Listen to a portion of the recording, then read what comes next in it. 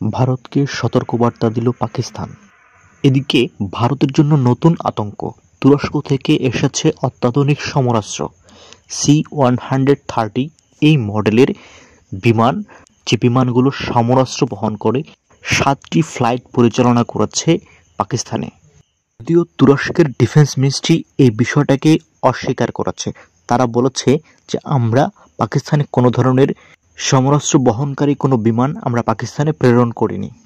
ভারত এবং পাকিস্তানের মধ্যকার যে উত্তেজনা, সেই উত্তেজনাকে কেন্দ্র করে কাশ্মীরের লাইন অফ কন্ট্রোল এরিয়াতে আজকে পাকিস্তান ভারতীয় এক ড্রোন ভূপাতিত করেছে। এদিকে পাকিস্তান সীমান্তবর্তী এরিয়াতে ব্যাপক সেনা উপস্থিতি বাড়িয়েছে। তাদের সামরিক কনভয়গুলোকে তারা সীমান্তের খুব কাছাকাছি নিয়ে এসছে। এদিকে মার্কিন যুদ্ধবিমান ইয়েমেনে ইসরায়েলের মালিকানাধীন একটি জাহাজে তারা হামলা। ইসরায়েলের মালিকানাধীন গ্যালাক্সি লিডার এই জাহাজটিকে ইয়েমেনিরা 2023 সাল থেকে তাদের কবজায় রেখেছে এবং সেই জাহাজে মার্কিন যুক্তরাষ্ট্র 3 দফায় হামলা পরিচালনা করে।